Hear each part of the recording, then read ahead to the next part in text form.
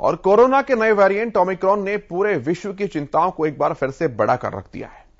12 देशों में इस नए वेरिएंट ने लोगों को अपने चपेट में लेना शुरू कर दिया है। इसी को मद्देनजर रखते हुए पूरे भारत में स्वास्थ्य विभाग अलर्ट पर है। गुरुग्राम में भी स्वास्थ्य विभाग ने इसे लेकर अपनी कमर कस ली है।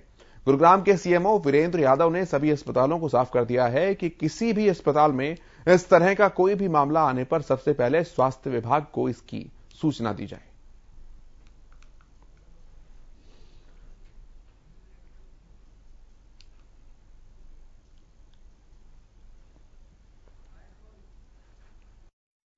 कि जो एट रिस्क कंट्री जो पहले 9 थी यूनाइटेड किंगडम को मिला के, उसमें इजराइल, सिंगापुर और हांगकांग को ऐड कर दिया गया है। वो अब 12 हो गई हैं। और ये वो जो रिस्क कंट्रीज हैं, इनके सभी जो ट्रैवलर्स जो आएंगे उनकी टेस्टिंग जो है वो एयरपोर्ट पर कंपलसरी है और उसके बाद उनको होम आइसोलेशन में रहना होगा अगले 14 डेज के लिए। और इसके अलावा जो इंटरनेशनल ट्रैवलर हैं जो इन 12 कंट्रीज के अलावा आएंगे, उनके भी 5% जो ट्रैवलर्स हैं उनको भी रैंडम आरटीपीसीआर सैंपलिंग की जाएगी।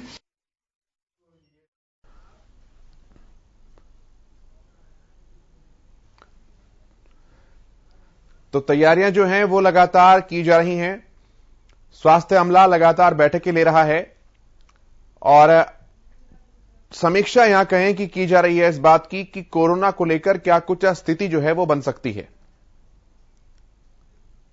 मेडिकल अपैरेटस कितना है और क्या कुछ जिले के अंदर और पूरे प्रदेश के अंदर उसका हालचाल है। जानते हैं, हमारे संवाददाता सुशील हमारे साथ जुड़ रहे हैं। सुशील, जिस तरह से एक नई चुनौती सामने आ सकती है उसे लेकर स्वास्थ्य अमला अपनी ही समीक्षा कर रहा है, क्या कुछ तैयारियां हैं स्वास्थ्य विभाग की, आपसे जानना चाहेंगे।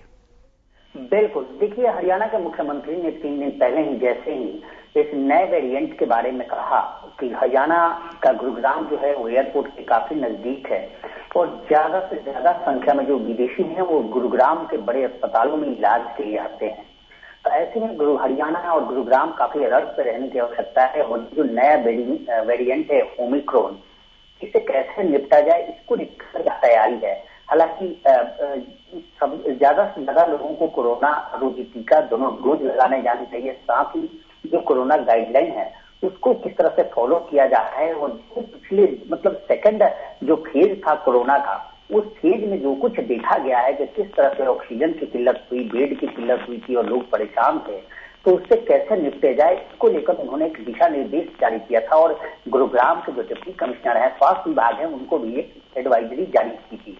उसी एडवाइजरी के तहत कल सीएमओ वीरेंद्र यादव ने जितने भी गुरुग्राम में प्राइवेट हॉस्पिटल्स हैं उन सबकी एक समीक्षा बैठक की और उसमें 60% से ज्यादा बेड को कोरोना के लिए, कोरोना संक्रमित मरीजों के लिए आरक्षित रखने के लिए कहा। साथ ही कहा कि जो भी मरीज आ रहे हैं, चाहे विदेशी हो या फिर कहीं बाहर से हो, उनमें किसी तरह के कोई लक्षण दिख रहे हैं कोरोना से संबंधित, तो सबसे पहले उनको स्वास्थ्य विभाग को सूचित करना आवश्यक है, क्योंकि स्वास्थ्य विभाग की टीम वहां पहुंचेगी और उसको अपने स्तर पे एनालाइज करेगी, उसका डेटा तैयार करेगी।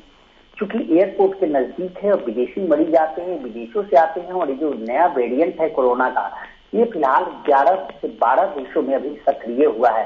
24 नवंबर को पहला केस आया था और 28 नवंबर तक यह 12 देशों में चला गया और माना जा रहा है कि इसका म्यूटेशन जो है वो 30 गुना ज्यादा है। तो ऐसे में गुरुग्राम इस मामले को लेकर काफी संजीदा है और समीक्षा बैठक में स्वास्थ्य विभाग भी अपने स्तर तक तैयारी कर रहा है कि इस बार अगर इस तरह के मामले सामने आते हैं तो किसी तरह की दिक्कत किसी को न हो, चाहे ऑक्सीजन की या बेड की, और उसे कैसे निपटा जाए इसको लेकर एक तैयारी की जा रही है। और आज भी स्वास्थ्य विभाग ने जो टीम गठन की है वो टीम जगह जगह जा रही है, लोगों की जांच कर रही है और डोर टू डोर जाकर ग्रामों को कोरोना लगाया जा सके। यानी अभी जो आंकड़े स्वास्थ्य विभाग में आई है कि बता दें, डिप्टी कमिश्नर ने जो आज आंकड़े जारी किया है उसके मुताबिक गुरुग्राम में 38 लाख लोगों को कोरोना रोधी टीका लगाया जा सकता है। यानी ये माना जा रहा है कि फर्स्ट और सेकंड डोज मिलाकर 38 लाख लोगों को लगाया जा ठीक है सुशील, कुछ लोग बचे हैं उनको भी लगाया जा रहा है। जी, बहुत धन्यवाद आपका इन तमाम बातचीत और जानकारी के लिए। आप नजर बनाकर रखिए सुशील।